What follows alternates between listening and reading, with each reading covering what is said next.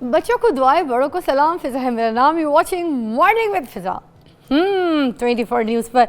ये देखें जी, मैं कितने मज़े से कहाँ कहाँ पोज मार के ना, ये भी कॉफ़ी इंजॉय कर रही हूँ। ओ माय गॉड,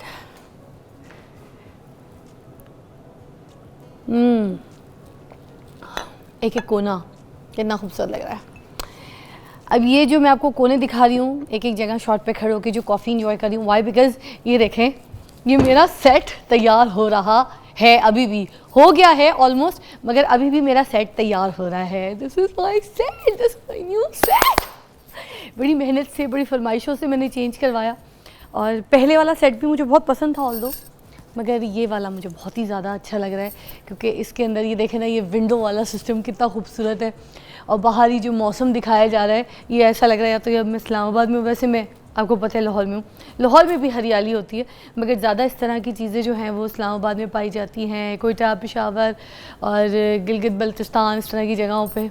और उसके बाद ये कॉर्नर भी विंडो वाला हमने सेट किया, ये भी खूबसूरत लग रहा है। और ग्रीनरीज थोड़ी वॉल पे ना हमने ज़्यादा एंटर की हैं, क्योंकि हरियाली जो है सुबह सुबह आपको एकदम से दिखाते हैं तो वो आपको लगता है फ्रेश आप फील कर रहे हैं, ख़ुद भी देखने वाले को भी अच्छा लगता है। तो ग्रीन्स हमने चीज़ें ऐड की हैं। अल्लाह बख्शे, मेरी अम्मी कहती थी सुबह उठते के साथ ही बाहर घास पे जाओ, बाहर अगर गार्डन नहीं है तो ऐसी जगह पे जाओ जहाँ पर पौधे लगे हों, जहाँ पे ग्रीन हो, तो आंखों को बड़ी सेक पहुँचती है, बड़ी ठंडक पहुँचती है। और आंखों की बिनाई के लिए भी मैंने सुना है ये बात बड़ी अच्छी है।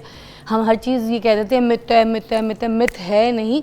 कुछ चीज़ें जो बड़े बुज़ुर्ग करते आ रहे थे, जब हम वो फॉलो करते हैं और अपनी ज़िंदगी में लेकर आते हैं उसको, तो फिर हमें पता चलता है कि वाकई आंखों की ठंडक है। ग्रीन चीज़ें आंखों की ठंडक होती हैं और आंखों की बिनाई के लिए भी बेहतर होती है। कुछ प्लांट्स हमने ऐड किए हैं इस जगह पे। अभी लाइटिंग जो है वो ज़रा डिफरेंट है, ये देखें, हॉरिबल लगूंगी अभी मेरी लाइटिंग सेट नहीं हुई है। हाय, इधर लाइटिंग सेट होने वाली है, और ये मेरी लाइब्रेरी सेशन यहाँ पे सेक्शन है, ठीक है। इधर हम पढ़ाई कर सकते हैं, किताबें पढ़ सकते हैं, बहुत अच्छी अच्छी किताबें हमने यहाँ पे रखी हैं कुछ। और मैं अपने घर से भी बहुत कुछ किताबें लेकर आऊँगी जो मेरी बेस्ट बुक्स हैं, ठीक है, वो लेकर आऊँगी। यहाँ पर अभी लाइट नहीं अच्छी है, अभी मेरी लाइट सेट होने वाली, क्योंकि मैं अपने कोने में जाके जो है ना बातें करती हूँ और हर जगह एंजॉय करती हूँ। और ये हम लेकर आए हैं अपने घर से, ये फराल का पीस है, ठीक है। बहुत सारी चीज़ें सेट की हैं, बहुत सारी चीज़ें जो हैं हमारे घर की हैं। और ये खूबसूरत सी जो पेंटिंग आपको दिख रही है ना, ये पेंटिंग भी मैंने बनाई है। कैसा चले जी, अब ये सेट आस्ता आस्ता बनता रहेगा हमारा और हम इसको एंजॉय करते रहेंगे। मगर जो हमारे शो का थीम है, जो हमारा पैटर्न है शो का, वो नहीं बदला। एज़ पर कमिटमेंट हमने यही बात की थी कि जब ये शो शुरू होगा तो सिर्फ़ और सिर्फ इस पे बात होगी आपकी भलाई की, जिसमें आपकी भलाई हो सके, चाहे वो आपके सेहत से लेके हो, चाहे सोशल इश्यूज़ के ऊपर होगी बात, चाहे कोई भी ऐसी जो अचीवमेंट्स है किसी को जो मिलती है, हासिल होती है उनके लिए, और कोई ऐसे लोग जिनको प्लेटफॉर्म चाहिए उनको नहीं मिलता और वो अपनी आवाज़ नहीं उठा सकते, हम उनकी आवाज़ बनते हैं। और उसके साथ साथ एक और इम्पॉर्टेंट चीज़, वो लोग जिनको लोग माशरे में ठुकरा देते हैं, वो लोग जो किसी के जुल्म का, सितम का शिकार होते हैं और उनका कोई हाथ नहीं पकड़ता, उनको समझाता कोई नहीं, उनका कोई सहारा नहीं बनता, तो हम इधर हैं इन्हीं कामों के लिए। तो आज हमारे पास जो टॉपिक है ना पहला, उसके बारे में बता दूं कि बच्चे जो छोटे होते हैं ना, वो बोलने में देर क्यों करते हैं। स्पीच थेरेपी के हवाले से आज हम बात करेंगे इसमें कि आजकल मोस्टली आपने देखा होगा ये हो रहा है कि हमारे जो छोटे बच्चे होते हैं वो बहुत लेट कर देते हैं बोलने में।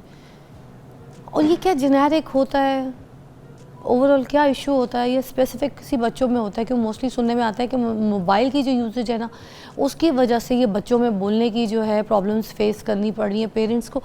और is that really, you know, I don't think so. मुझे नहीं लगता वैसे कि मोबाइल की वजह से, मगर कुछ जगह हो भी सकता है, क्योंकि बच्चों की स्पीच स्टाइल बदल गया है, डोरेमोन स्टाइल हो गया है।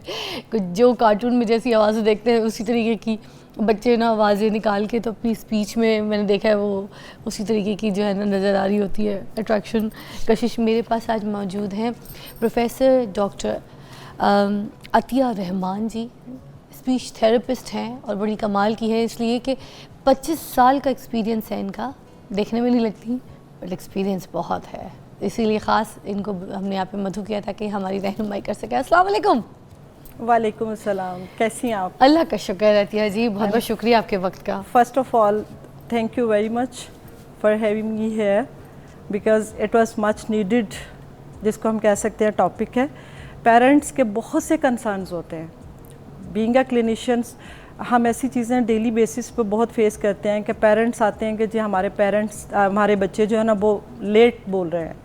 तो लेट बोलने के पीछे बहुत सी रीज़न्स हैं। आपने बहुत अच्छा माशाल्लाह से इसका स्टार्ट किया कि हम इवन शादियों पे भी जाते हैं, फंक्शंस पे जाते हैं, मार्केट्स में इवन समवन नो के जी ये स्पीच थेरेपिस्ट हैं, तो चलते चलते पूछ रहे होते हैं जी आप पता नहीं मेरा बच्चा लेट बोल नहीं रहा, फलां की बेटी इतनी बातें करती है, मेरा बेटा क्यों नहीं बोल रहा। तो ये बहुत अच्छा टॉपिक है और इस वक्त सोसाइटी में अगर हम देख रहे हैं तो इसकी बहुत सी रीज़न्स हैं और जितने पेरेंट्स इस चीज़ का क्वेश्चन कर रहे हैं उनको ये नहीं पता कि इसको सॉल्व कैसे किया जाए। तो यहीं से शुरू करते हैं, ये बताइए कि बच्चे बोलते क्यों नहीं, बच्चे बोल क्यों नहीं रहे हैं और लेट क्यों बोल रहे हैं, दो क्वेश्चंस हैं। और हमें ये भी पता होना चाहिए कि किस एज तक बच्चे को कितना बोलना चाहिए। मतलब अगर एक पेरेंट्स आके कहते हैं कि जी फ़लाँ की बेटी जो है वो 2 साल की पूरी बातें करती है, सेंटेंस बोलती है, वो क्वेश्चंस करती है, वो आर्ग्यू करती है, मतलब अक्सर गर्ल्स का आप देखते हैं, तो there are certain differences in girls and boys as well. लेकिन जो पहला सवाल है कि ताख़ीर से क्यों बोल रहे हैं, उसकी रीज़न्स बहुत सी हैं। मतलब विदाउट एनी कॉज बच्चा डिले नहीं बोल रहा, उसकी रीज़न्स बहुत सी हैं। हो सकता है कोई न्यूरोलॉजिकल कॉज हो सकता है कोई हेयरिंग में इशू हो। थोड़ा सा पेरेंट्स डिफेंसिव हो जाते हैं कि नहीं मेरा बच्चा सुनता बिल्कुल ठीक है, सुनता ठीक है, टेंशन दे रहा है और बोलता भी है। बोलता क्या है, मामा, बाबा, पापा, अल्लाह। अब आप डिफरेंस फील कीजिएगा कि अगर आप अपने कान बंद कर लेते हैं तो फिर भी मैं बोल रही हूँ बाबा, तो बच्चा जब मुझे इमिटेट करेगा। हम यही कहते थे ना बचपन से कि सुनते आ रहे हैं, ग्रैंड पेरेंट्स भी ये कहते रहे हैं, लोग भी कहते हैं कि जी हाँ बच्चा जो होता है वो कुएं की आवाज़ होता है, वो बच्चा जो है वो दूसरों को इमिटेट करता है। तो हम जो काम करते हैं बच्चा वही कर रहा होता है। तो स्पीच में भी ऐसा ही होता है कि अगर उसकी हेयरिंग भी सस्पेक्टिव है, उसकी हेयरिंग लॉस माइनर या मॉडरेट लेवल तक है, तो उसकी भी अभी मैं रीजंस पे आती हूँ कि वो क्यों हो जाता है। तो उस पर भी बच्चा बोलेगा ज़रूर फ्यू वर्ड्स इनिशियली, जैसे हम बोल रहे हैं उसे बार बार। हम अक्सर बच्चे को कहते हैं ना मामा मामा बोलो, बाबा बोलो, मामा ये कौन है, ये मामा है, फीडर कौन बना रहा है, मामा, मामा कपड़े पहना रही हैं, मामा उसकी बेसिक नीड्स को देख रही हैं। तो होता क्या है कि वो बच्चा जैसे जैसे देखता है वो उसको उस वर्ड को जो लिप्स, 2 लिप्स मिलके एक साउंड बना रहे हैं, एक वर्ड बना रहे हैं, वो भी उन्हीं दोनों साउंड्स के लिए प्ले करता है कि बाबा। हो सकता है आप उसको हमेशा बाबा कह रहे हैं और वो मामा बोल रहा हो। अगर उसकी हेयरिंग सस्पेक्टिव है तो आप बाबा कह रहे हैं तो वो मामा बोलेगा। क्यों? तो ये हमें कैसे पता चलेगा न्यूरोलॉजिकल कोई प्रॉब्लम हो रही है बच्चे को या हेयरिंग प्रॉब्लम हो रही है? बिकॉज आप कह रही हैं कि लिप्स के थ्रू तो बच्चा एक जज कर रहा है, ऑल दैट, पेरेंट्स को थोड़ी सी उसको समझ आ रही है, मगर हाँ हमें ये पता कैसे चलेगा, हम किस तरीके से इसको जज करें? न्यूरोलॉजिकल और दूसरे हम जो डिसऑर्डर्स हैं उसके लिए तो हमें first of all assessment is very necessary. हमें अपने प्रोफेशनल्स के पास जाना ज़रूरी है, जो कि मगर किस एज तक? 1 ईयर। कुछ बेसिक चीज़ें मैं पेरेंट्स को बता दूं कि 1 ईयर 1 वर्ड। 6 महीने का बच्चा जब होता है तो हम सारे नोटिस करते हैं कि वो बाबा बाबा बैबलिंग कर रहा होता है, साउंड्स के साथ प्ले करता है। जैसे हम कहते हैं ना कि कुछ भी बच्चा मेरा शोर बहुत करता है, क्या शोर करता है, बाबा बाबा, मामा मामा, दादा दादा, जिसको हम बैबलिंग बोलते हैं। तो अगर जिस बच्चे की हियरिंग नॉर्मल है वो बैबलिंग तो ठीक करता है, क्योंकि जब भी उसने अपने लिप्स के साथ प्ले करना है कोई साउंड तो प्रोड्यूस हो जाएगी। लिप्स के साथ प्ले करने के साथ तो साउंड, और उसने ऑब्वियसली जहाँ दूसरी एक्टिविटीज़ कर रहा है उसने लिप्स के साथ भी प्ले करना है। और वो जब बाबा मामा दादा इनमें से कोई किसी एक साउंड के साथ बैबल करता है तो इस बैबलिंग ने रीडुप्लीकेट बैबलिंग होना है। अच्छा, रीडुप्लीकेट बैबलिंग इज़ वो अपनी आवाज़ सुनता है, हियरिंग सेंस में अगर हम देखें तो वो अपनी आवाज़ सुनता है और उसी साउंड को मज़ीद एक्सटेंड करता है, जिसको हम रीडुप्लीकेट बैबलिंग कहते हैं। अच्छा। और वही रीडुप्लीकेट बैबलिंग जो है उसने 1 वर्ड 1 ईयर पे जाके बना है, और वो that will be meaningful sound. ठीक है। मीनिंगफुल। अच्छा, एक ब्रेक लेंगे अतिया जी, उसके बाद वापस आएंगे तो हम ये भी जानेंगे कि बच्चों का जो हेयरिंग टेस्ट है वो कब करवा सकते हैं और कब हमें पता चलता है कि ये जो है बच्चा जो है सही तरीके से सुन नहीं रहा, टेंशन नहीं दे रहा, और किस एज में हम ये करवाना बहुत ज़रूरी है। ब्रेक के बाद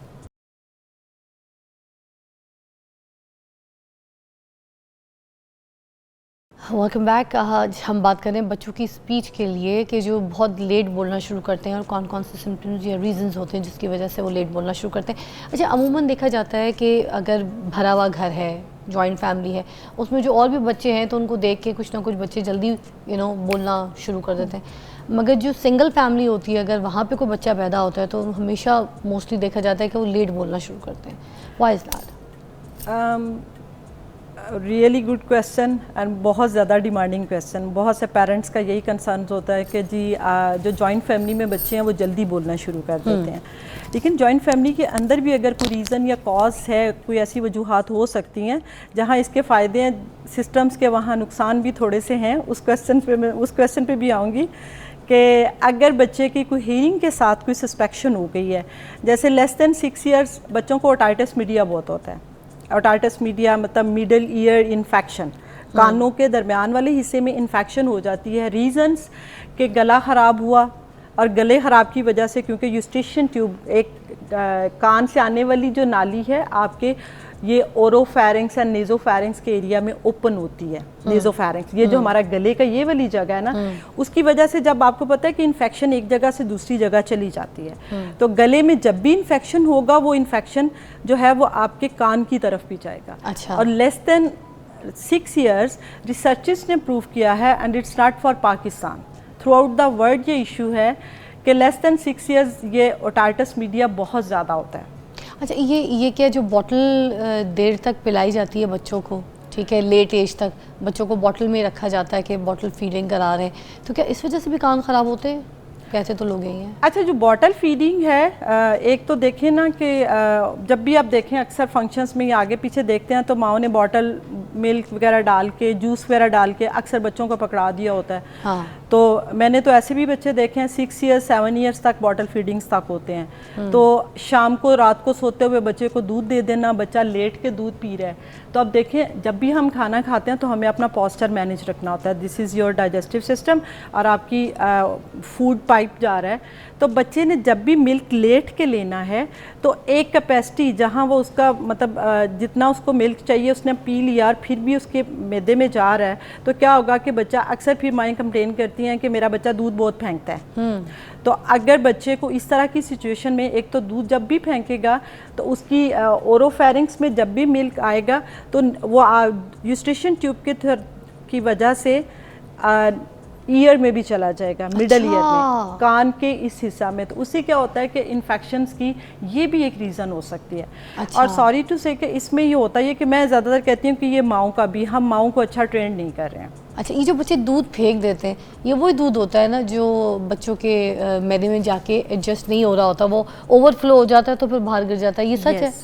तो इसीलिए कहा जाता है कि 7-8 ईयर्स पे जाके सेमी लिक्विड्स पे जाएं। हाँ। मतलब आप थोड़ा सा जो है दलिया वगैरह बच्चों को बना के दें, प्यूरीज बना के दें। मतलब उनको जल्द अब इस तरह की जो बॉटल वाली दूध है इससे थोड़ा सा दूर करें ताकि जो हेयरिंग प्रॉब्लम इश्यूज और इन्फेक्शंस हो रहे हैं वो इस बॉटल की वजह से भी हो रहे हैं। बॉटल की वजह से। ठीक है। अच्छा, कुछ पेरेंट्स जो है वो तो तला के बच्चे से बात करते हैं, मेरा बच्चा कितना पागल लग रही है, काफ़ी लग रहा है, तो ये इस तरह की जो लैंग्वेज करके बात कर रहे होते हैं तो बच्चे भी इस तरह से आप मामा के चाहो मामा, या चाहो मामा मामा।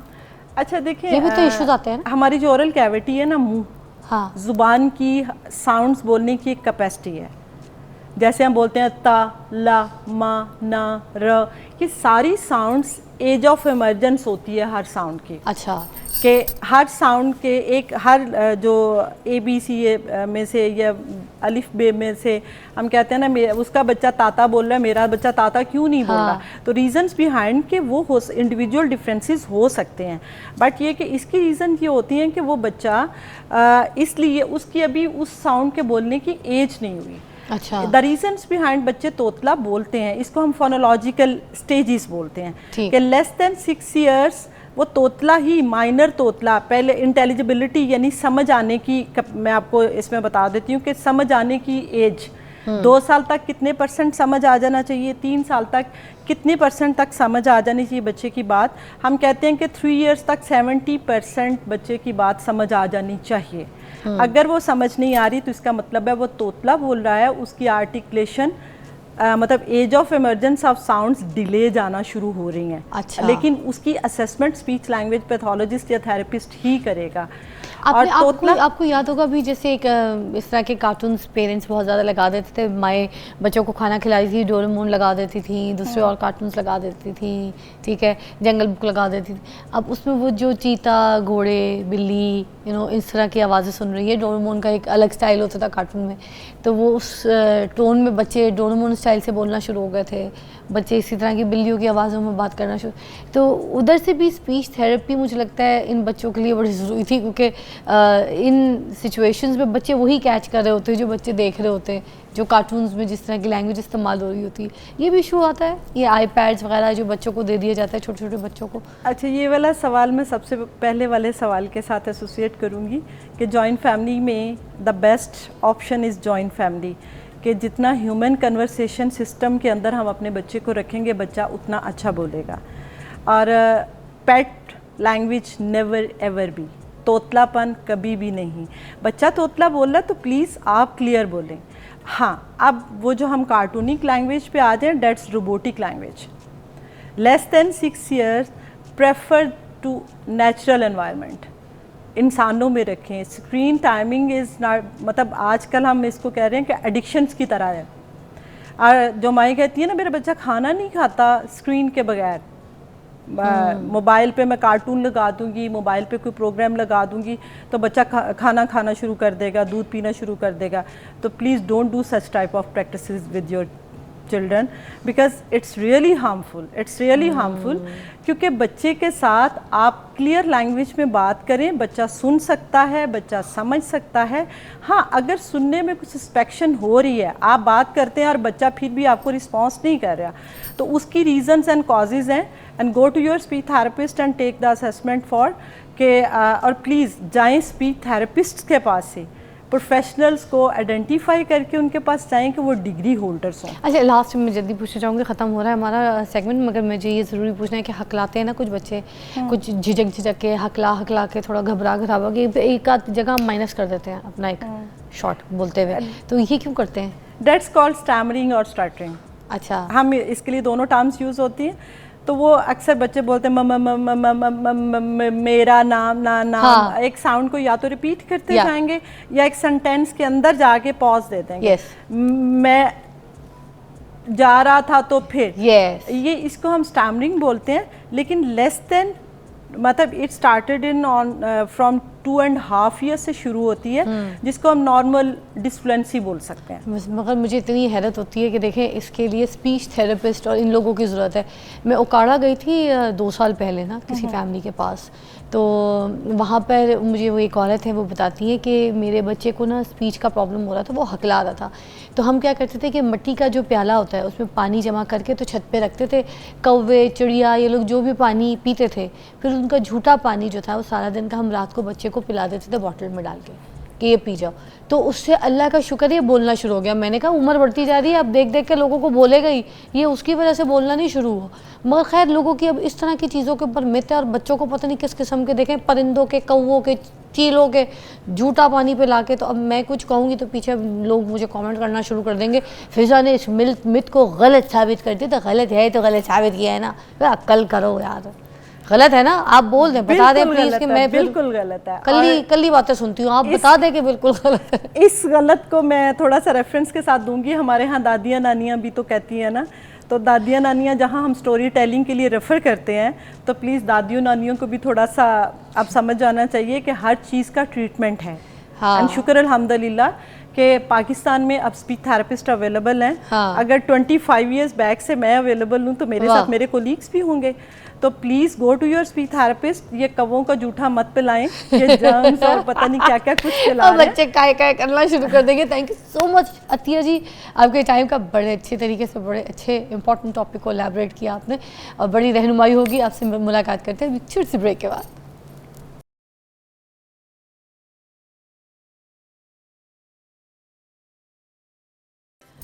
भाई ऐसे ज़बरदस्त मेहमान को मधु किया यहाँ पर आज, और बड़े ज़रूरी टॉपिक के लिए। ठीक है, आज हमारा टॉपिक जो है वो जो आपकी टांगों में बेचैनी होती है, उस बेचैनी की वजह से अक्सर रातों में आपको नींद नहीं आती, आप बड़ी तकलीफ़ में रहते हैं। बुज़ुर्गों में बहुत ज़्यादा पाई जाती है, मगर आजकल नौजवानों में भी बड़ी तकलीफ़ दे चीज़ है। रात भर पैर जो है रेस्टलेस लेग सिंड्रोम, ये क्या चीज़ है इसके बारे में जानेंगे। जिनको बुलाया है वो आजकल अभी सोशल मीडिया पे छाए हुए हैं, इनकी एक्सरसाइजेज, इनकी थेरेपीज़ जो हैं वो लोग बहुत पसंद कर रहे हैं, इनको बड़ा फ़ायदा मिल रहा है, किसी तारुफ के मोहताज नहीं है। डॉक्टर सलमान फ़िरोज़ हमारे साथ मौजूद हैं, फिजियोथेरेपिस्ट। अस्सलाम वालेकुम। वालेकुम अस्सलाम। कैसी तबीयत है? अल्हम्दुलिल्लाह। भाई बड़ी आपको पजीराई मिल रही है, लोग आपकी जो बताई हुई थेरेपी हैं उनको कर रहे हैं, एक्सरसाइजेस कर रहे हैं, और लोग आपको बड़ी दुआएं दे रहे हैं। तो हमने ख़ास आपको इसीलिए मदऊ किया यहाँ पर, ताकि जो हमारे देखने वाले हमारे चैनल के तवज्जुह से उनकी भी रहनुमाई हो सके, उनके दर्दों में आराम आ सके। तो सबसे पहले मुझे बताइएगा, ये जो सोए सोए टांगों में तकलीफ़ें होती हैं, एक सुन सा हो जाता पैर, हराहट सी कुछ होती है, अजीब बेचैनी सी होती है, ये क्या होता है, क्यों होती है, नींद भी नहीं आती? अच्छा, ये जो रेस्टलेस लेग सिंड्रोम है, टांगों में बेचैनी होना, ख़ास तौर पे जब आप रेस्ट की पोजीशन में जाते हैं, रात को आप सोने लगते हैं या कोई काम काज नहीं कर रहे, रेस्ट की पोजीशन है, इसमें होगा ये कि टांगों में मरीज़ इसको समझाता है इस तरह कि मुझे चुभक पड़ रही है। अब इसमें करते क्या कि टांगें मुसलसल हिल रही हैं, आप लेटी हैं, टांगें मुसलसल हिला रही हैं, हलाते हैं तो थोड़ा सा बेहतर रहता है, जहाँ छोड़ देते हैं वो बेचैनी होना स्टार्ट हो जाती है। ये रेस्टलेस लेग सिंड्रोम होने की काफ़ी ज़्यादा वजूहात हैं, जिसमें से मेन ये देखा जाता है कि अगर तो आयरन डेफिशिएंसी है, आपके जिस्म में आयरन कम है, जो कि अक्सर ख़वातीन में 40 की एज के बाद आयरन डेफिशिएंसी होना स्टार्ट हो जाती है। अच्छा, एक तो उसकी वजह से, आयरन कम होने की वजह से ऑक्सीजन सप्लाई टांगों में कम जाती है, ये मसला होता है। इसके अलावा और भी काफ़ी फैक्टर्स हैं। प्रेगनेंसी के आखिरी ट्राइमेस्टर में ये मसला होता है, बढ़ती हुई एज के साथ जो बुज़ुर्ग लोग होते हैं उनके अंदर ये मसला होता है, शुगर के अंदर, टांगों के अंदर खून की सप्लाई मुतासिर हो जाती है, उसकी वजह से मसला होता है। और ख़ास तौर पे वाले भी जो पेशेंट होते हैं उनको मगर वो हड्डियों में पेन होती है, यूरिक एसिड की होती है, चुभन नहीं होती है, यूरिक एसिड की पेन्स अलग हैं। हाँ। लेकिन ये जो बेचैनी है, ये इसके फैक्टर्स के अंदर जो ज़रूरी चीज़ है कि आजकल लाइफस्टाइल के अंदर ज़्यादा बैठना है या ज़्यादा खड़े होना है, एक्टिविटी नहीं है, फिजिकल एक्टिविटी नहीं है, जिसकी वजह से खून की सर्कुलेशन मुतासिर होती है। अच्छा, अल्लाह पाक ने एक दिल रखा हुआ है, वो दिल का काम है सारे जिस्म में खून सप्लाई करना, और खून ऑक्सीजन और न्यूट्रिएंट्स, मतलब जो खुराक हम खाते हैं वो सप्लाई करता है। ठीक है। अब टांगों के अंदर, हमारी पिंडली के अंदर अल्लाह पाक ने 2 मजीद दिल रखे हुए हैं, जो हमारी पिंडली के मसल्स हैं वो दिल की तरह काम करते हैं। अच्छा, इनका काम ये होता है कि वापस नीचे से जिस तरह मोटर चलती है, टैंकी में पानी जाता है, हाँ। इस तरह नीचे वाले पट्टे चलते हैं तो आपके दिल तक वापस खून की सप्लाई वापस आती है। ये अल्लाह पाक ने एक बड़ा मेंटेनेंस वाला सर्कल रखा है, मैकेनिकल सिस्टम है, बड़ा बेहतरीन है अच्छा। ये। अगर इसमें आप लगातार बैठ रहे हैं, चल नहीं रहे, फिजिकल एक्टिविटी नहीं कर रहे, या दूसरे लफ्ज़ों में आप अपनी पिंडली में मौजूद दिल को एक्टिव नहीं कर रहे, इस्तेमाल नहीं कर रहे, तो होगा ये कि खून की सप्लाई के अंदर रुकावट आएगी, मसला पुराना हो जाएगा, टांगों के अंदर जो मसल्स हैं उसको ऑक्सीजन कम मिलेगी, तो आपको ये रेस्टलेसनेस बढ़ना शुरू हो जाएगी। लेकिन अगर आपको साथ आयरन डेफिशिएंसी है, आपकी डाइट में टॉक्सिन्स हैं, प्रॉपर अच्छी हेल्दी डाइट नहीं है, खून की सेहत हेल्दी नहीं है, तो आपका ये मसला बढ़ना शुरू हो जाएगा। आपके कहने का मतलब ये कि जो लोग जिम जाते हैं, एक्सरसाइज करते हैं, रनिंग करते हैं, साइकिलिंग करते हैं, या फिर प्लेग्राउंड में कोई स्पोर्ट्स में हिस्सा लेते हैं, तो उन लोगों को ये इश्यूज़ नहीं आएंगे? उनको तब आएंगे जब इसके साथ के जो छोटे छोटे को फैक्टर्स हैं वो साथ ऐड होंगे, लेकिन उनके बहुत कम चांसेस है, रेयर चांसेस हैं। अच्छा। घरेलू खवातीन के पास एक्सरसाइजेस का टाइम ही नहीं होता, ऑफिस गोअर्स 9-9, 10-10 घंटे एक सीट पे बैठ के काम करते रहते हैं, टांगों के अंदर खून की सप्लाई मुतासिर रहती है।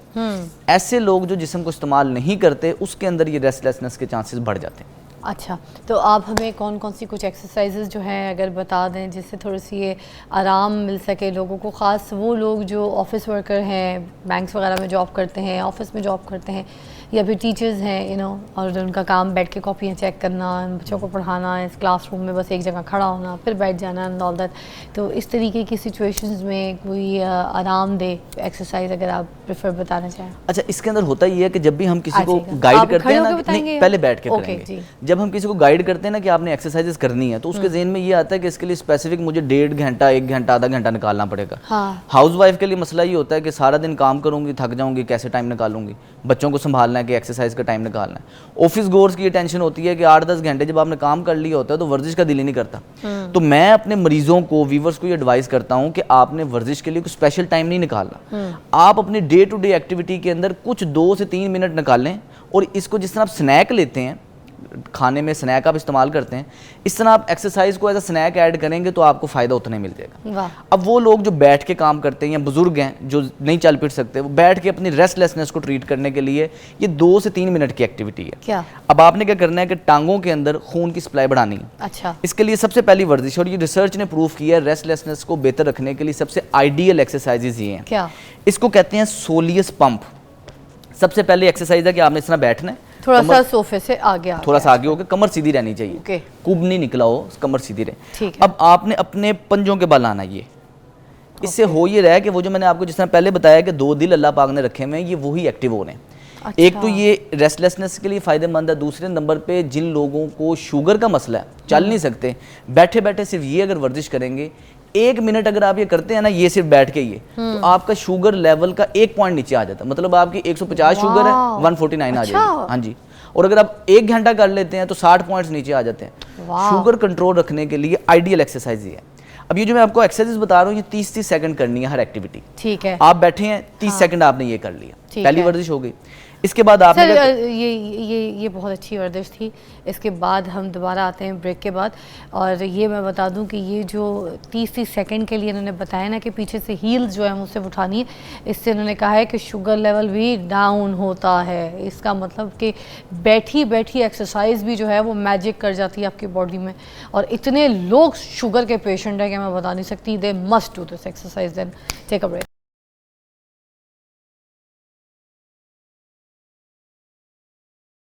Welcome back. डॉक्टर सलमान हमारे साथ मौजूद है, थेरेपिस्ट, और हमें बता रहे हैं रेस्टलेस लेग सिंड्रोम के बारे में। कौन सी ऐसी एक्सरसाइजेज हैं जो ऑफिस के काम करने वाले लोग या फिर जो अपने इतनी एक्टिविटीज़ नहीं होती है वो कौन सी कर सकते हैं। एक तो उन्होंने बताई जो कि शुगर लेवल के लिए भी बहुत अच्छी, जो शुगर लेवल डाउन करती है, और कौन सी एक्सरसाइज है? दूसरे नंबर पे हर वर्जिश ना आपने करनी 30-30 सेकंड ही है। ठीक है। पहली वर्जिश हो गई। इसके बाद आपने करना ये है कि टांगों को ऐसे सीधा करके एड़ियां जमीन पे रखे होंगे, और आपने एक एक करके ये पंपिंग एक्शन करना है। Oh my God. ठीक है। इससे आपने बैक पे दर्द हो रही है, घुटने फोल्ड रखने हैं।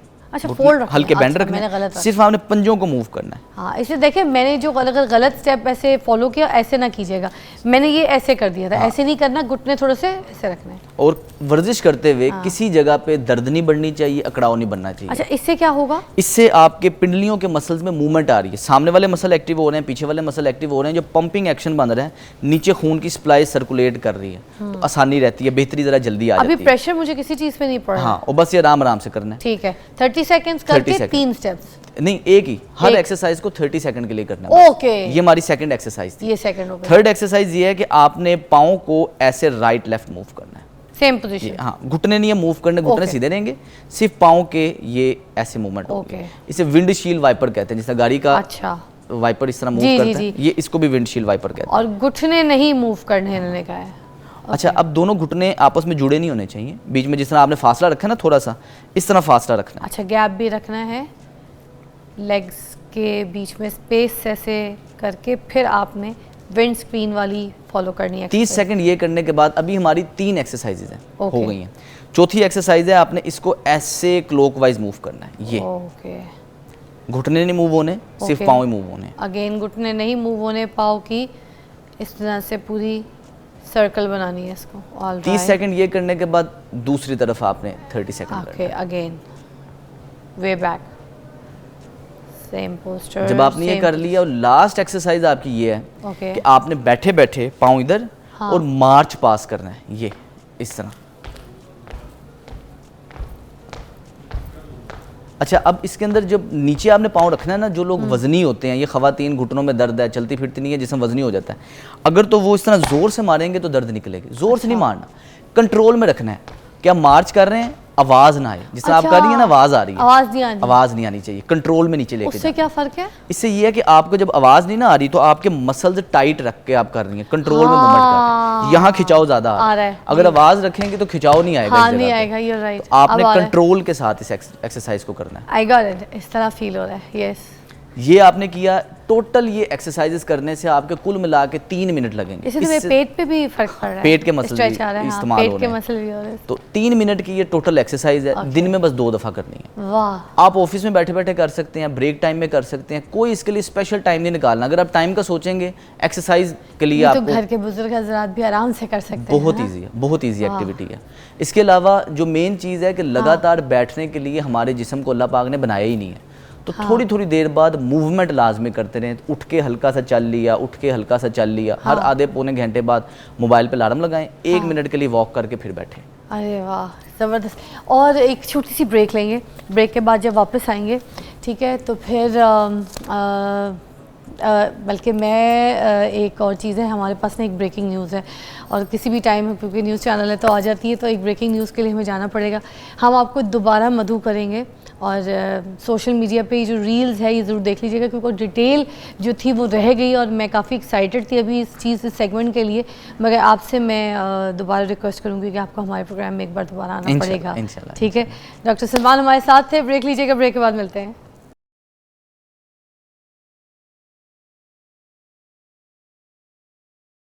Welcome back, you watching morning with Fiza. नाज़रीन, अभी हम बात करेंगे गर्मियों में जो स्किन ख़राब हो जाती है, हम अपना ख्याल नहीं रख पाते, बल्कि कोशिश बहुत कर रहे होते हैं, हम सन ब्लॉक भी लगाने की कोशिश करते हैं, धूप से बचने की भी कोशिश करते हैं, मगर जब हम मुल्क से बाहर जाते हैं, मोस्टली जब ट्रैवल कर रहे होते हैं, हम देखते हैं वहाँ पे जो फॉरेनर्स होती हैं, जो गोरियाँ होती हैं, जो they mostly take the umbrellas and stuff to carry to save their, protect their skin all.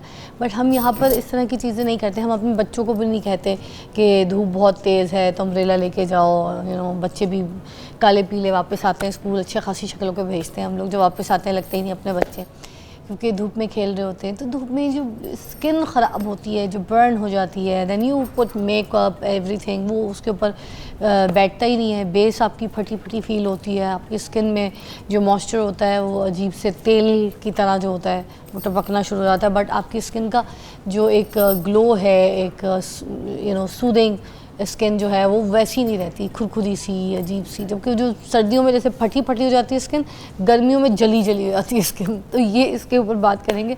हमारे पास डॉक्टर कंज़ा आफ्ताब जो है मौजूद है, डर्मेटोलॉजिस्ट हैं, और हमारे प्रोग्राम में आती रहती है आपकी रहनुमाई, आपकी हेल्प के लिए। तो आज हम इनसे पूछेंगे कि अपनी स्किन को किस तरीके से प्रोटेक्ट कर सकते हैं, ख़ासतौर पर गर्मियों के वेदर पे। अस्सलाम वालेकुम। You are looking so pretty. बस आपको देखने के बाद में सबका दिल करता है कि जो उनकी भी स्किन है वो आपकी जैसी होनी चाहिए, और मुझे लगता है हो सकती है कुछ ख्याल से, है ना। तो आप प्लीज़ बताइए हमें भी कि किस तरीके से जो है स्किन को आपकी जैसी स्किन की तरह रखा जा सकता है, और ख़ास ही जो गर्मियाँ जला देती हैं, बर्न कर देती हैं स्किन को, हम कैसे बच सकते हैं।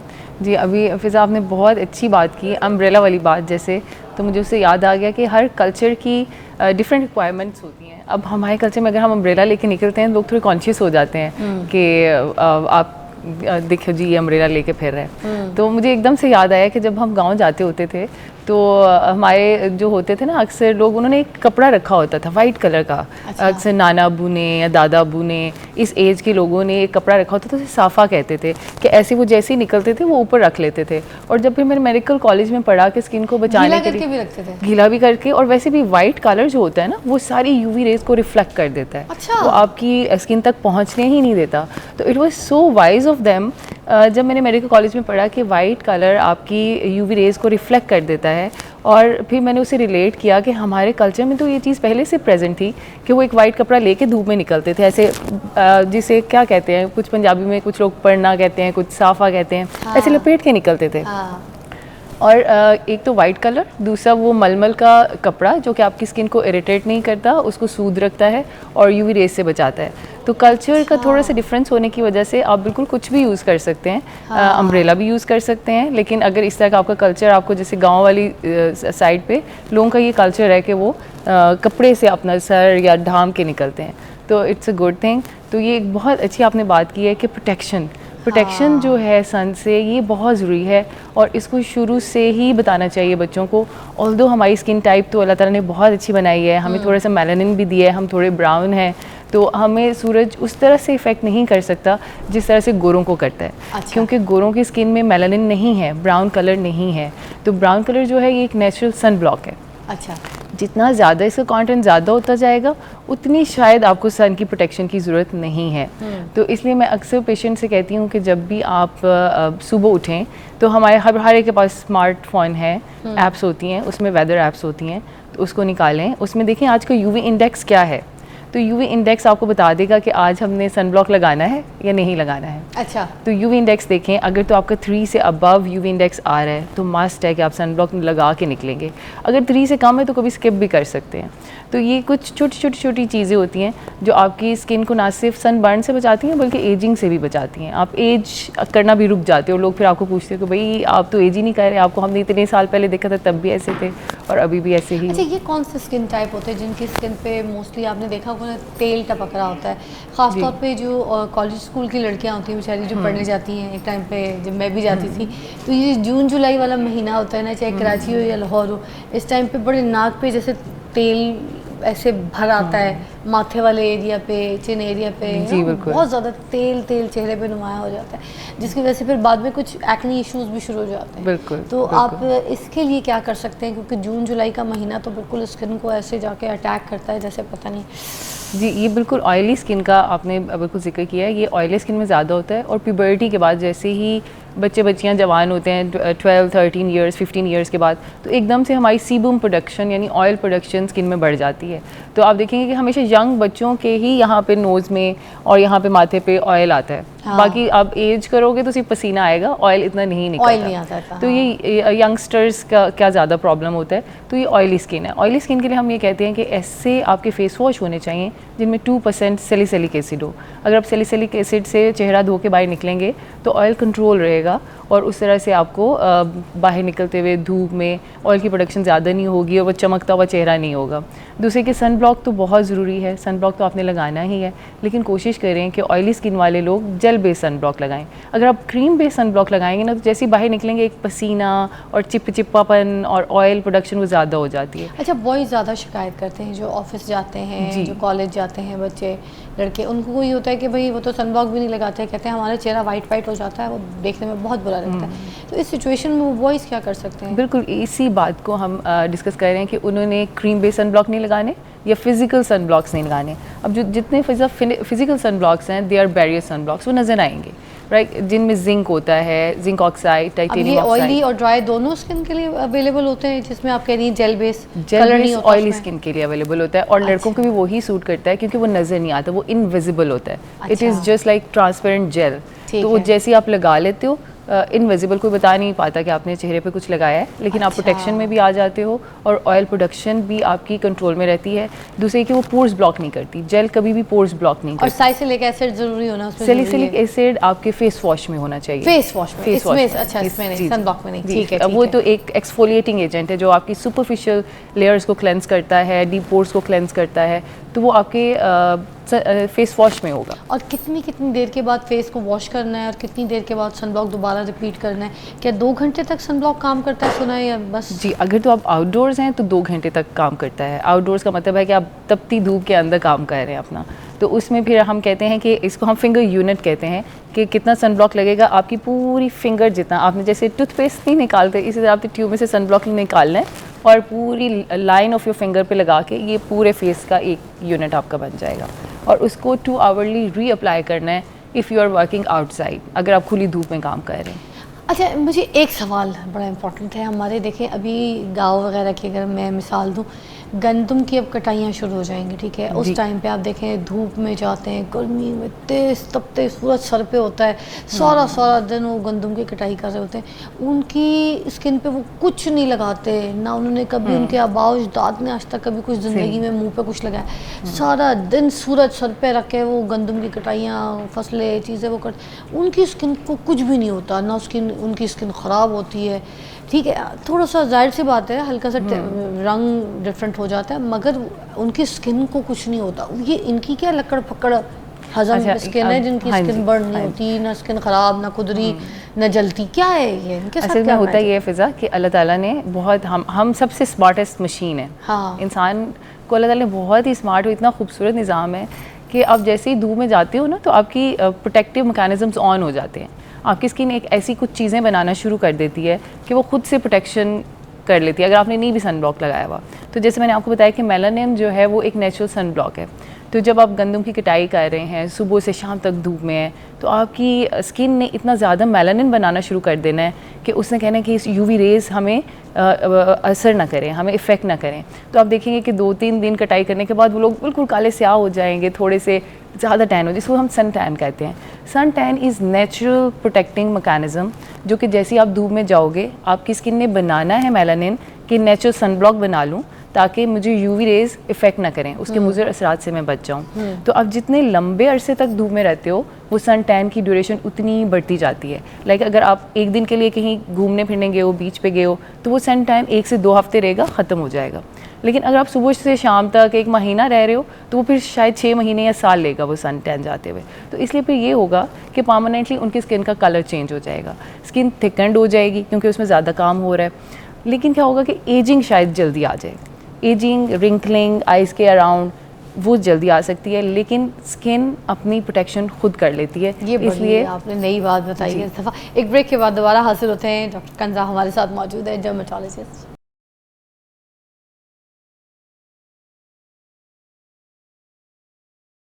Welcome back, you watching morning Fiza. Dermatologist Kanza हमारे साथ मौजूद है और हम बात कर रहे हैं गर्मियों में किस तरीके से अपनी स्किन का ख्याल किया जा सकता है। कुछ ऐसी टिप्स भी हमें बता दीजिए, ख़ास तौर पे ये जो लड़कियों को मुंह धोने का जो है ना बड़ा क्रेज़ होता है, वो बार बार उनको लगता है कि मुंह धोने से ना अब एकदम से रंग साफ़ हो गया है, ऑयल भी चला गया है, स्किन बिल्कुल थोड़ी सी एक फ्रेश लुक में आ गई है।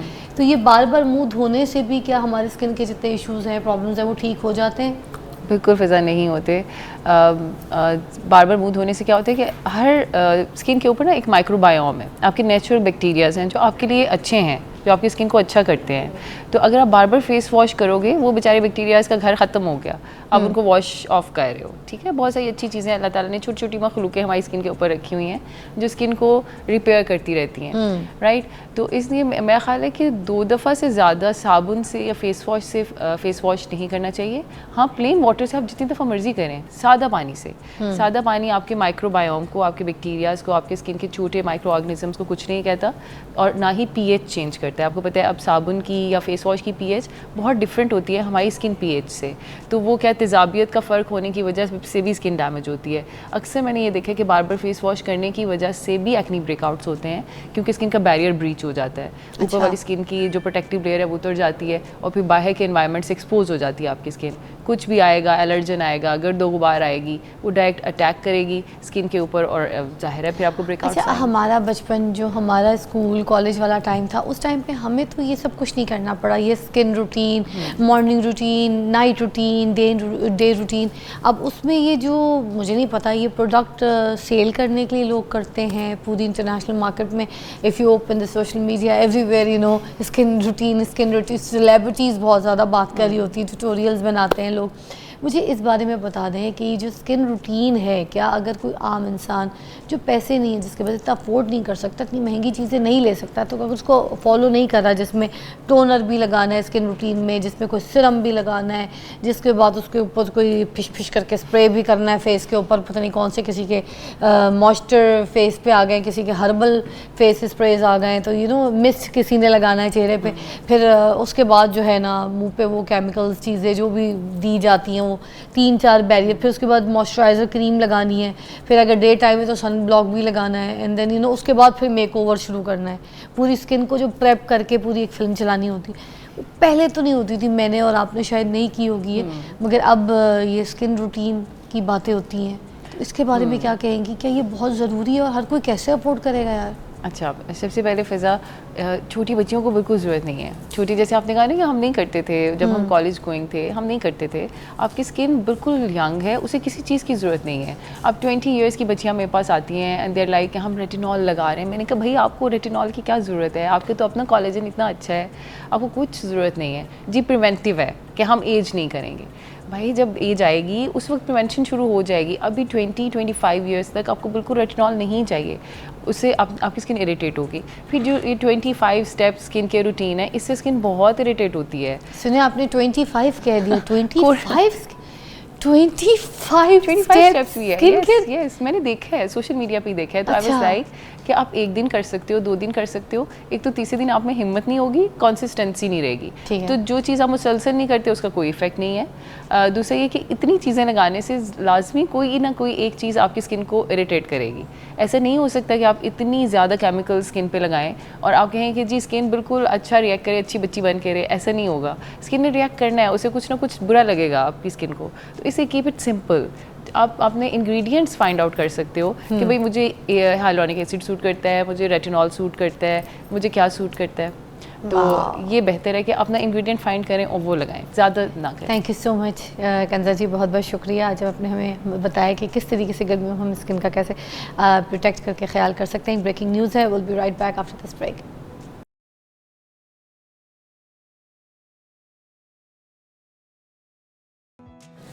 आपको रमज़ान शरीफ में एक फैमिली से हमने मिलवाया था।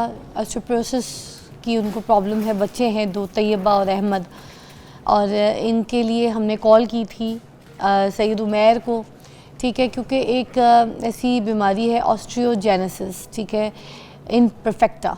इसमें होता ये कि जो हड्डियाँ होती है उसकी छोटी छोटी आपके जिस्म में ना चूरा चूरा हो जाती है हड्डी और बिल्कुल गल सी जाती है, और आपके जिस्म की ना हर जगह हड्डियाँ जो है वो टूटना शुरू हो जाती हैं। इनके पेरेंट्स हमारे पास आए थे और उन्होंने हमसे डिस्कस किया था इसके बारे में, क्योंकि ये बीमारी एक ऐसी है कि जेनेटिक बीमारी होती है मोस्टली। इसमें कोलेजन जो होता है उसकी पैदावार मुतासर हो जाती है, इसी वजह से हड्डियाँ जो मजबूत होती है ना, जो आपका उसमें अहम किरदार अदा करती हैं, वो सारा कुछ फिर फेलियर पे चली जाती है। बच्चों की हड्डियाँ कमज़ोर, नाजुक और गैर मामूली तौर पे बहुत सेंसिटिव हो जाती हैं, जिसमें मामूली सी चोट या हल्का सा प्रेशर दबाव भी हो तो बस किसी भी तरीके से जो हड्डियां हैं ना वो टूटना शुरू हो जाती हैं। वालिदैन के लिए बहुत तकलीफ़देह और मुश्किल सूरत हाल होती है। बच्चे जिस्मानी तकलीफ़ की वजह से जो चलने फिरने से ही माजूर नहीं होते, बल्कि जहनी दबाव का शिकार भी रहते हैं। वालिदैन को जज्बाती तौर पर बड़ा मजबूत होना पड़ता है। इस तरीके के पेशेंट्स के जो पेरेंट्स होते हैं, हमारे पास रमज़ान ट्रांसमिशन में ये बच्चे, ये फैमिली आई थी, अहमद और तैयबा। इन बच्चों की व्हील चेयर के हवाले से हमने रिक्वेस्ट की थी, जितनी जो हमारे जानने में थे उमैर साहब, तो हमने उनको कहा था कि आप इनके लिए स्पेशली जो है ना व्हील चेयर का इंतज़ाम करें, क्योंकि तैयबा कही थी कि मेरी व्हील चेयर काफ़ी डिस्टर्ब करती है, मैं टेक नहीं लगा सकती। तो आईटी एक्सपर्ट हैं उमर भी हमारे साथ मौजूद हैं। उमर भाई ठीक है, अस्सलाम वालेकुम। थैंक यू जी, मैं ठीक, अल्लाह का शुक्र, आप ठीक हैं? बस अल्लाह का शुक्र। आपका बहुत बहुत शुक्रिया, आपने रमज़ान शरीफ में हमारी कॉल जो थी वो सुनी, उसके ऊपर नज़रसानी की, और व्हील चेयर की जो हमने फरमाइश की थी उसके ऊपर आज आपने काम भी किया। आज आप के सामने फैमिली भी है। मेरे पास अहमद है, तैयबा आ नहीं सकी जो इनकी बहन है, जिनको यही मसला भी है। उसके साथ क्यों नहीं आ सकी तैयबा, क्या हुआ? वो गिर गई, आप बता रही हैं? हाँ जी, वो गिर गई तो उसकी हड्डियाँ फ्रैक्चर हो गई हैं, बाजू की भी, टांग की भी। हाँ जी, यानी कि पूरा जिस्म ही उसका टूट जाता है, फसलियाँ भी। हाँ हाँ जी, इसलिए नहीं आ सकती। हैंडी माइक दीजिएगा इनको जल्दी से, बेटा हैंडी माइक दीजिएगा, आपकी आवाज़ नहीं आ रही बेटा, हैंडी माइक दे जल्दी से। अच्छा अहमद, जब तक कि आप मुझे बताएं क्या हुआ, तैयबा क्यों नहीं आई, वो किस तरह से गिर गई, मुझे आवाज़ नहीं आई सही। और चाचू के साथ जा रहे थे, हाँ। और रास्ते में जंप लगा है, हाँ, तो उसकी दोनों टांगें दर्द हो रही हैं, दोनों बाजू। रास्ते में जंप लगा है, जी, जो स्पीड ब्रेकर वाला जंप होता है, जी। सिर्फ उस जंप से उसको, और वो किस पे थी, किस पे सवार थी? वो गाड़ी पे थी चाचू के साथ। गाड़ी में बैठे बैठे भी हड्डियां ऐसे टूट जाती हैं अगर जंप आ जाए तो? जी, आपने बताया था कि जब आप वॉशरूम वगैरह के लिए भी उठाती हैं बच्चों को ऐसे गोद पे, तो ऐसे हड्डियां हाथ वाथ की टूट जाती हैं, पसलियां टूट जाती हैं, शोल्डर टूट जाते हैं, जी इतना ज़्यादा नाजुक होता है। जी, बहुत नाजुक हड्डियाँ हैं इनकी, ज़्यादा सख्त हाथ से भी नहीं उठा माइक पास सकते। कीजिए जी। सख्त हाथ लगाइए फिर टूट जाती है। हाँ कितनी तकलीफ देह है ये बात, कितनी पेनफुल है, ख़ास तौर पे ये मैं तो कहूँगी पेरेंट्स के लिए भी। भाईजान नहीं आया आज, आपके हस्बैंड नहीं आए? वो उनके पास थे, उनकी तबीयत बहुत तैयबा के पास। तैयबा हाँ के जी, पास है, तैयबा उसको के लुक आफ्टर पास। कर रहे हैं, जी। क्योंकि किसी एक का होना बहुत ज़रूरी है। या तो आप होती होंगी या फिर आपके हाँ हस्बैंड इस तरह जी। से लुक आफ्टर कर रहे हैं। जी। आपके लिए भी बड़ी तकलीफ दे बात है, बड़ी आजमाइश है आपके लिए भी। आप इस तरह से अपने बच्चों को देखती हैं। खुदा ने इनके सदके ही हमें हिम्मत दी हुई है। बेशक हाँ बेशक जी। बेशक। अच्छा, तो अभी हमने जो फरमाइश की थी व्हील चेयर के लिए की थी, उमर भाई हो गया काम सब? जी मैं ये तो देख रही हूँ उनके मैं लिए- सामने, हाँ व्हील हाँ, चेयर इनके ये फादर ने दोनों। विजिट कर लिए थे हमें, तो जैसे ही उन्होंने बोली थी हमने उनके लिए वैसे ही कस्टमाइज बना दिए। हाँ, और तो उमर भाई आप तो व्हील चेयर बनाते भी, आपने भी खुद इतनी स्ट्रगल की है इन चीज़ों के ऊपर, ठीक है, IT एक्सपर्ट भी हैं आप। अपनी स्ट्रगल के बारे में भी थोड़ा सा लोगों को बताइएगा दोबारा। देखिए जैसे उनकी मदर बता रही हैं, आप जैसे कह रहे थे कि एक स्पीड ब्रेकर से गुजरने की वजह से भी उनकी बॉडी बोन फ्रैक्चर हो गई हैं, तो सिमिलर ऐसा ही होता है। क्योंकि मुझे है ये इशू, मैंने फेस किया है बहुत पहले, मैंने आपको बताया था। तो ज़रा सेम सी इशू movement- आपको भी है? हाँ, ज़रा सी मूवमेंट जो होती है ना, वो आपकी बॉडी बोन को बिल्कुल लाइक चिप्स ऑफ पीस बना देती है। बहुत पेनफुल होती हैं चीज़ें वो। अब मेरा तो अब आपके 90 साथ भी ये चीज़ें होती थी? हाँ, बहुत बहुत ज़्यादा। अब मेरा 95% तो रिकवर हो गया, लेकिन जब 25 ईयर एज तक मेरा सेम इशू था। मेरी मूवमेंट, वॉशरूम जाना, ज़रा सा ट्रैवल कर रहा हूँ, अगर जहाँ से अगर प्रॉपर तरीके से उठा के मुझे आपने यहाँ सोफे पे शिफ्ट नहीं किया, तब भी बॉडी बोन मेरी ब्लॉकर हो जाएंगी। अब मेरी मदर को पता होता है कि कैसे आराम से कितने तरीके से उठाना है या वॉशरूम लेके जाना है, तो ये बहुत डिफ़िकल्ट प्रोसेस होता है। अदरवाइज़ आप बिल्कुल एक बहुत ही पेनफुल लाइफ होती है आपकी। लेकिन बस अल्लाह ताला के हर मामलात होते हैं, आप सब्र से हिम्मत से काम लें। और मैंने बहुत डिफ़िकल्ट लाइफ फिर गुजारी है। मेरी बात सुने ना, देखिए इन बच्चों को भी पता चल रही तैयबा, तो अभी आपको पता है उसको चोट लगी है, मगर बच्चों के लिए ख़ास और भी ऐसी जो फैमिलीज़ हैं वो उस ट्रॉमा डिप्रेशन से निकलें। आप प्लीज़ ये साइकिल सारा कुछ बताएं, स्ट्रगल बताएं, ये एफ़र्ट बताएं, किस तरीके से आप सर्वाइव करते हैं, सारे काम करते हैं, IT एक्सपर्ट भी हैं, काम कर रहे हैं, व्हील चेयर्स भी बनाते हैं, ताकि आपकी पर्सनालिटी को देख के जो बच्चे हैं मोटिवेट हों, ये भी आगे लाइफ में बहुत कुछ करें। देखिए प्लीज़ आप बताएं। सब्र और हिम्मत से काम लें। अल्लाह ताला ने आपके लिए बहुत से रास्ते होते हैं। मुश्किल तो ज़िंदगी हर किसी की मुश्किल ही है, लेकिन मैं पेरेंट्स को हमेशा ये मैसेज देता हूँ, आप कोशिश करें। देखें, सबसे पावरफुल चीज़ अल्लाह ताला ने आपको दिया माइंड। अगर आप देखें, मैं अपने अंदर से अगर माइंड निकाल दूँ, हड्डियाँ तो गोश्त कोई वैल्यू ही नहीं है ना। फिर तो आप मेंटली स्ट्रॉन्ग हैं, पावरफुल हैं, और देखें मैं क्या कर सकता हूँ, क्या कर सकती हूँ, कैसे यूटिलाइज़ कर सकते हो अपने आप को, समझें। स्पेशली अब देखें, सबसे पहला जो अट्रैक्शन है ना, वो अपने पेरेंट्स के साथ बच्चों का होता है। अगर वो अंडरस्टैंड करते हैं कि मेरे बच्चे के अंदर क्या चीज़ है, उस पर अगर मैं काम करूँ वो बेहतर लाइफ गुजार सकते हैं, तो आप कभी भी कुछ फील नहीं करेंगे, ज़रूर कामयाब। मेरी मदर है ना, तो उन्होंने फील किया कि ठीक है मुझे इशू है, लेकिन साथ साथ अगर मैं एजुकेशन एंड स्किल पे काम करूँ तो मैं खुद बहुत बेहतर लाइफ गुजार सकता हूँ। तो मेरी बात सुने, अभी आपकी कितनी बड़ी कंपनी है ये भी बताया था देखने वालों को कि नहीं, मैं तकरीबन हम 5 साल से मैं व्हीलचेयर मैन्युफैक्चरिंग से मुंसलिक हूँ, और मेरी अपनी फाउंडेशन है सैयद अम्बाया मशूला फाउंडेशन, जिसमें से हमने बहुत से लोगों को, जो लोग अफोर्ड नहीं कर पाते, जैसे तैयब है, उनके लिए हम बिल्कुल फ्री ऑफ कॉस्ट स्पॉन्सर भी करते हैं। और बहुत से ऐसे दोस्त हैं हमारे जो हमें सपोर्ट भी करते हैं। मतलब हमें अराउंड अबाउट 12 से ज़्यादा व्हीलचेयर हमने स्पॉन्सर किए। अभी रमज़ान में हमने एक काफ़ी बड़ा प्रोजेक्ट किया है, जितनी भी नीडी रिक्वेस्ट आई हुई थी उनमें से 2 इनकी भी आई थी, तो हमने सबको गिफ्ट किए हैं। मैं एक वो जो क्लिप है रमज़ान में जब आपसे मेरी फ़ोन पर बात हुई थी, आपको कांटेक्ट किया था अहमद और तैयबा के लिए, तो मैं वो सुनाना चाहती हूँ, ज़रा please take a look at the package. Umair से रब्ता करना चाहेंगे। अस्सलाम वालेकुम। वालेकुम अस्सलाम, कैसे हैं? ठीक हूँ भैया, आप ठीक है? आपके बारे में मैं ज़रा बता दूँ लोगों को, आप ख़ुद भी व्हील चेयर पे हैं और आप IT एक्सपर्ट भी हैं, लोगों के लिए काम भी कर रहे हैं और व्हील चेयर्स के भी काम करते हैं। आप ऐसी हैं? जी शुक्रिया, मुझे बहुत अच्छा लगा है सेकंड टाइम आपसे कनेक्ट होके। अरे बहुत वाह, शुक्रिया आपका। अच्छा मेरे पास ना यहाँ पे ये अली है और तैयबा है, दोनों का मसला है इनकी हड्डियों का। ये हड्डियाँ ना इनकी चूरा चूरा हो जाती है, इनको हर महीने इंजेक्शन लगता है। उसकी तो हमारी बात हो गई है। अब डॉक्टर साहब से जो चिल्ड्रन हॉस्पिटल में हमारी बात हुई है, उन्होंने कहा है कि इनको हर महीने फ्री जो है वो इंजेक्शन्स लगा करेंगे। मगर इनके बैठने वाला मसला है, बहुत इशू है, क्योंकि इनकी व्हील चेयर्स बिल्कुल डैमेज हो चुकी हैं। आप कंडीशंस देख सकते हैं इनकी। और इस ये जो ख़ास तौर पे तैयबा है ना, वो ये कहती है मैं टेक नहीं लगा सकती, मुझे टेक का बड़ा मसला है। मैंने इसको पूछा मुझे कि क्या चाहिए तुम्हें, क्या मसला है, तो कहती है मुझे सिर्फ एक टेक चाहिए, मैं टेक नहीं लगा सकती, बाकी मुझे कुछ नहीं चाहिए। क्या बात है, क्या कहेंगे ऐसे बच्चों के लिए? बस तो मैंने आपको याद किया। नहीं, बहुत बहुत शुक्रिया। मुझे अली भाई ने अभी केस किया टेक्चर बन की हुई। इंशाल्लाह हम अगर इनको न्यू व्हील चाहिए तो तभी मैं प्रोवाइड कर दूंगा। अगर ये रिपेयरिंग का इनको चाहिए तभी इंशाल्लाह हम प्रोवाइड कर देंगे। कोई नहीं, मसला आप नहीं है। ये वाली लेके ना नई इनको दे दीजिएगा, ठीक है? ये एक्सचेंज कर लीजिए, ये वाली लेके नई दे दें, क्योंकि ओके, तैयबा ओके, का ओके। टेक का बड़ा मसला है। और तैयबा का टेक मुझे है ना बहुत ज़रूरी है। आप सोचिए हम कितनी बातें करते हैं हम ज़िंदगी में, कहते हैं हमें ये चाहिए, हमें वो चाहिए, हमें ये पहनना है, हमें वो ओढ़ना है, हमें ये खाना है, हम इधर बैठना है, हमने ये सैंडल पहननी है, हमने इस तरह की बहुत सारी हमारी अजीब अजीब सी, मतलब पता नहीं कौन कौन सी ख्वाहिशें हैं। और उसकी क्या ख्वाहिश है कि मुझे टेक लगवा दें। मैं टेक नहीं लगा पा रही, मुझे तकलीफ़ होती है, मुझे सिर्फ टेक चाहिए। मैं खाई के अंदर जितना मुश्किल होता है मुझे पता है। इंशाल्लाह हम प्रोवाइड कर देंगे। वैसे भी हमारा नेकी ऑन व्हील जो प्रोजेक्ट है उसमें 150 व्हील चेयर्स हमने अल्हम्दुलिल्लाह रमज़ान में प्रोवाइड किए हैं स्पेशल नीड्स के लिए।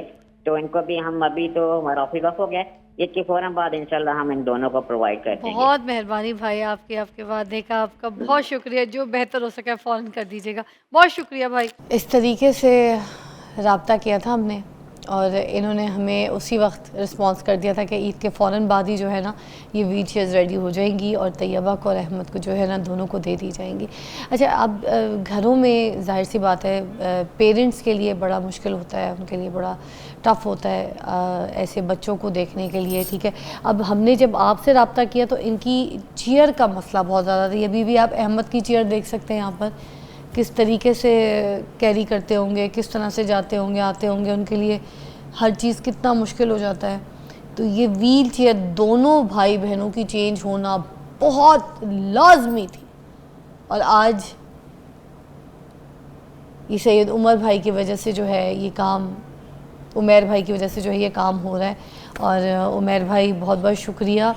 ये बुला लीजिएगा, बल्कि मैं तो दिखाऊंगी यहाँ पे सेट पे व्हील चेयर लेकर आइएगा, ज़रा दिखा दीजिए। ये दोनों व्हील चेयर जो है जा रही हैं आज उमर भाई की तरफ से तैयबा के लिए और साथ में अहमद भाई के लिए। ये छोटे गुड्डे अहमद भाई जो है दोनों और तैयबा हमारी फादर ने हमें विजिट कर लिया था। फादर ने इनके विजिट किया था, जैसे ही उन्होंने कस्टमाइजेशन साइज और ये चीज़ें मेंशन की थी सेम हमने वैसे अच्छा, साइज वगैरह भी बताने होते हैं सब कुछ इसके लिए। मैंने पहले ही मेंशन किया था कि अगर व्हील चेयर भी आप किसी को दे रहे हैं ना, हाँ। तो आपको देखना चाहिए कि उसकी डिसेबिलिटी, हाइट, वेट, यूजेज कैसा है, उसके अकॉर्डिंग आप व्हील चेयर। असल में आपने खुद चलाई हैं चीज़ें, हाँ। इस पे आप खुद सफ़र करते हैं तो आपको इन चीज़ों के बारे में ज़्यादा पता है। इधर आ देना। उमर भाई कुछ कह रहे हैं, क्या कह रहे हैं? फाइव भाई से कह रहा हूँ, फाइव भाई इधर आ देना। फाइव भाई भी हमारे साथ, मेरे दोस्त हैं बहुत प्यारे। अच्छा, अस्सलाम वालेकुम। आजा इधर आ जाए, पास आ जाए, उमर भाई के पास आ जाए, आ जाए। हाँ जी, माइक दीजिएगा उमर भाई के साथ। क्या नाम है आपका? जी अस्सलाम वालेकुम, thank you so much. Faiz Arbab नाम है मेरा। फ़ाइज़ रबाब जी, फ़ाइज़ अरबाब। मैं बाय प्रोफेशन इंजीनियर हूँ, इलेक्ट्रॉनिक्स इंजीनियर हूँ। उमर भाई के साथ हम काम कर रहे हैं। अच्छा। मैन्युफैक्चरिंग साइड को मैं देखता हूँ और सोशल इम्पैक्ट साइड को उमर भाई देखते हैं। और उमर भाई सच अ नाइस पर्सन और बड़ा रिमोटली हम कनेक्टेड थे। ये टेक्सला इस्लामाबाद से हैं, हम लाहौर में होते हैं, लेकिन बिल्कुल ऐसे एसोसिएटेड हैं जैसे कि पूरे पाकिस्तान में जैसे काम हो रहा है आपके सामने। रमज़ान प्रोजेक्ट इन्होंने बताया, माशाल्लाह। आपको पता है जो इनकी बहन है ना, जो अहमद की तैयबा, जब हमारे पास रमज़ान ट्रांसमिशन में आई तो फिर उसने बोला कि मुझे, मतलब मैंने उससे पूछा कि तुम्हें क्या चाहिए, क्या ख्वाहिश है तुम्हारी? तुम कहती मेरी एक ही ख्वाहिश है, मैं टेक लगाना चाहती हूँ, मैं टेक नहीं लगा सकती। बिल्कुल, मैंने वो क्लिप देखा और समटाइम्स इतनी बेसिक चीज़ें जिनको हम ओवरलुक कर जाते हैं, इनके लिए इतनी नेसेसरी होती हैं। और जब मेरे पास वो क्लिप आया तो I was literally in tears. मैं रो रहा था कि एक छोटी सी बेसिक रिक्वायरमेंट के लिए लोगों को कितना आप सोचें, वेट हम करना यही पड़ता है। कहते हैं ना कि हम मुझे ये भी चाहिए, मुझे वो चाहिए, मुझे तो ये कपड़े चाहिए, मुझे हर तरीके की मुझे गाड़ी ख़रीदनी है, मुझे वो तो इनकी क्या ख्वाहिश थी कि मुझे टेक लगानी है। बिल्कुल। एक टेक की ख्वाहिश उस बच्ची को, एंड शी वाज क्राइंग, रो रही थी वो। और हम Actually, कितने basic need निगलेक्ट जो है ना, करते हैं इस तरह basic- की चीज़ों को। आप देखें, स्पेशल पर्सन की जो सबसे बेसिक नीड है वो व्हील चेयर है। अगर आपके पास व्हील चेयर नहीं है तो आप बिल्कुल ही मैंने अपनी लाइफ में ऐसे ऐसे लोग देखे हैं जो 10-10, 12 साल अपने रूम में गुजार लेते हैं। जब वो हमारे पास आए, फाजिल को पता हमने व्हील चेयर दी तो उनकी फीलिंग मैं एक्सप्लेन नहीं कर पाता। देखिए हमें इतने हज़ारों करोड़ों लोग सुन रहे होते हैं। मैं चाहूँगी इस पे ज़रूर अभी दोबारा बात करें कि हमारी जो ख्वाहिशात हैं वो क्या हैं, और कुछ लोगों की ख्वाहिशात सिर्फ एक टेक है। सोचने की बात है। ब्रेक के बाद बात करते हैं इस पर।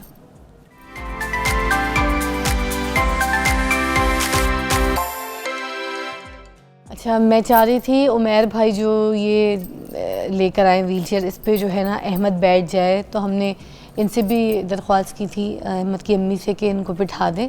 तो वो ये कहती हैं कि 1 घंटा लगा है मुझे उस व्हीलचेयर पे बिठाने में अहमद को। सब कुछ टूट टाट जाता है, सारी हड्डियाँ खिसक जाती हैं। अभी भी जिस्म की जो हड्डियाँ हैं वो बिल्कुल टूटी हुई हैं। हाँ जी, टांग की भी, बाजू की भी, इतनी और मुश्किल अभी से आपको पता है बैठाया। मज़े की बात, ब्रेक में जो है ना भाभी मुझसे पता है क्या पूछ रही थी, वो कही थी उमैर भाई के लिए कि ये कैसे काम कर रहे हैं, ये कैसे सब कुछ सही है, ये सब कुछ कैसे मैनेज कर रहे हैं। तो देखिए जब ये अहमद की अम्मी हमसे इस तरह की बात पूछ सकती है तो उसका मतलब और ऐसे जितने दुनिया में पेशेंट्स हैं पूरी दुनिया में, तो वो भी जो है ना उमैर भाई की तरह इनसे मोटिवेशन हासिल कर सकते हैं, कुछ कर सकते हैं। देखिए ख़ास तौर पे इनको इसीलिए मैंने बुलाया है ताकि हम उन बच्चों को मोटिवेट कर सकें, क्योंकि देखें अभी अहमद के लिए सिचुएशन बता रही थी, दोनों बहुत प्यारे हैं अहमद भी और तैयबा भी, उनके लिए अभी बता रही थी भाभी कि ये लोग खाते पीते नहीं है, जब हड्डियाँ टूट जाती हैं तो बहुत तकलीफ़ होती है। ज़ाहिर सी बात है, जैसे आम इंसान है वही तकलीफ़ जो हमें होती है किसी हड्डी के टूटने पर, वैसी इनको होती है। उसके बाद ये दिल छोड़ देते हैं, रोते हैं तकलीफ़ों में, फिर खाना वाना भी नहीं खाते, और जाहिर सी बात है और दूसरे तरीके के जो मेंटली ट्रॉमास है सब कुछ होता है। मगर देखें उमैर साहब भी इसी प्रोसेस से गुजरे हुए, यही ट्रॉमा, यही पेन, यही तकलीफ़ें, यही डिज़ीज़, मगर आज देख लें आज कामयाब इंसान है, हम सारों से बेहतर हैं, एक स्टेबल पर्सन है, IT कंपनी भी चला रहे हैं साथ में देखें, और ये आज फ़ी सबीलिल्लाह दे रहे हैं, ये गिफ्ट दे रहे हैं, इस काबिल हैं कि ये गिफ्ट दे रहे हैं। हमने इनको कॉल किया, इन्होंने फ़ी सबीलिल्लाह ये दोनों जो व्हील चेयर है इनको आज ये गिफ्ट किए हैं। तो इस काबिल अल्लाह ताला ने इनको बनाया, क्योंकि इन्होंने अपने जो अल्लाह ताला ने दिमाग दिया था इनको, ठीक है, और जो दिल दिया था, दिमाग की जो है ना मजबूती के साथ और दिल की जो नरमी है, उन दोनों को मिला के उन्होंने अपनी कामयाबी का जो सफ़र है वो तय किया, और आज हमारे सामने बैठे हैं। हम सारों से बेहतर है, मैं आपको बताऊँ, हम सारों से बेहतर है। इस तरीके से बनना है। अगर कोई बच्चा ये शो देख रहा है, कोई फैमिली अगर ये शो देख रही है, तो ख़ास तौर पे जैसे आज अहमद की अम्मी शॉक्ड हुई हैं उमैर भाई को देख के, उसी तरह मैं चाहूँगी, और इन्होंने भी इरादा पकड़ा है, तो उसी तरह वो पेरेंट्स जो बहुत ज़्यादा एफ़र्ट करते हैं, ख़ास तौर पे सबसे एफ़र्ट ज़्यादा मेहनत उन्हीं की है इन बच्चों के पीछे। तो आप लोग प्लीज़ दिल ना हारिए, आप लोग हारेंगी तो आपके बच्चे भी हार जाएंगे, फिर उमैर भाई बनना मुश्किल हो जाएगा। अहमद क्या कहोगे उमैर भाई को देख के, आज क्या सीखा है, क्या सोचा है, सच बताना है, और इससे पहले क्या सोच रहे थे? आपकी तो दुआएं लगेंगी। माइक दीजिएगा सर, माइक ख़राब हो गया। दुआएं दे रहे हैं अहमद जो है ना, दुआएं दे रहे हैं, मगर साथ साथ पकड़ नहीं सकते, वो पकड़ नहीं सकते, वो पकड़ लोगे, मैं पकड़ू क्या? अच्छा, तो मुझे बताओ कि पहले क्या उम्मीदी थी और ना उम्मीदियाँ थी, ये सब कुछ बताओ, और अब उमैर भाई को देखने के बाद क्या समझ के आई है, बात ये बता रही है मुझे। हमें बहुत खुशी हुई है, अल्लाह पाक भाई को सेहत दे, हाँ कामयाब करे इंशाल्लाह। अब अपने लिए क्या सोचा है इनको देख के, इरादे क्या मजबूत हुए ये बताना है मुझे, ताकि दुनिया देख सके, उनको भी समझ आए। है हिम्मत नहीं हारनी चाहिए, हिम्मत नहीं हारनी चाहिए। पहले हारते थे ना हिम्मत, आज के बाद तो नहीं हारोगे? नहीं, आज के बाद इरादे पक्के हैं जी इंशाल्लाह। जब उमैर भाई सब कुछ कर सकते हैं तो फिर तुम क्यों नहीं कर सकते? वो जो तैयबा है बहन, देखो तुमने बहन को भी सहारा देना है, तुम भाई हो। वो जिस तरह उस दिन रो रही थी एक टेक के लिए, तकलीफ़ मैं समझ सकती हूँ कि उसने सिर्फ एक टेक की ख्वाहिश मांगी, वो उतनी तकलीफ़ में थी। आज देखो, आज एंड में मैं ये चाहूँगी जब 5 साल बाद 10 साल बाद दोबारा इस शो पे आओगे, मुझे ये बताओ क्या बनकर आओगे? इंशाल्लाह कुछ ना कुछ बन कर। पक्की बात है? जी कामयाब हो कर आओगे, कुछ बन कर आओगे, वादा दो मुझे। जी इंशाल्लाह। पूरी दुनिया के सामने मिसाल बनोगे, जी बहन को भी जी इंशाल्लाह। सपोर्ट करोगे ना? जी बस यही चाहिए। इन सब को यहाँ पे बुलाने का यही मकसद था, ताकि आप भी कुछ सीख सकें, अपनी ज़िंदगी में कुछ बन सकें। देखिए, अब जिस तरीके की भी सिचुएशन है उसको फेस तो करना है, मगर हमने जो सिचुएशन है उसको पार करके, उससे निकल के उमर भाई की तरह बना। Thank you so much Umar भाई, आपने बात सुनी, आपने दिल रखा। आपका भी भाई बहुत बहुत शुक्रिया। इस तरीके से जो दिल रखने वाले लोग हैं ना, जो इखलाकियात को समझते हैं, इंसानियत को समझते हैं, ये इंसान सब ने अपना जगाना है। सपोर्ट करें ऐसे लोगों को ख़ास तौर पे। और मैं फिर बोलूँगी कि हम जिस तरीके की लड़ाई लड़ रहे हैं ना दुनिया में, कोई मज़हब की लड़ाई लड़ रहा है, कोई काम की लड़ाई लड़ रहा है, कोई पैसे के पीछे भाग रहा है, कोई रिश्तों में लड़ रहा है, सबसे पहले है इंसानियत। उसको तरजीह दें, इंसानियत को आगे रखें, एक अच्छे सॉफ्ट कॉर्नर के साथ। जो अपने लिए सोचते हैं, किसी गैर के लिए भी भला सोचें। और उसके बाद आप देखें, अल्लाह ताला आपके जो बिखरे हुए काम हैं वो खुद ही संभाल लेगा। ये सारी जिम्मेदारियां पर ऊपर वाले की हैं, आप किसी का ज़िम्मा लेके देखें, अल्लाह ताला आपकी ज़िम्मेदारी ऐसी उठाएगा, आपको पता भी नहीं चलेगा, गैब से आपके सारे काम हो जाएंगे। बहुत शुक्रिया एवरीवन, बहुत शुक्रिया। आप सबसे मुलाकात करेंगे कल दोबारा से। देखते रहिए मॉर्निंग विद फिज़ा।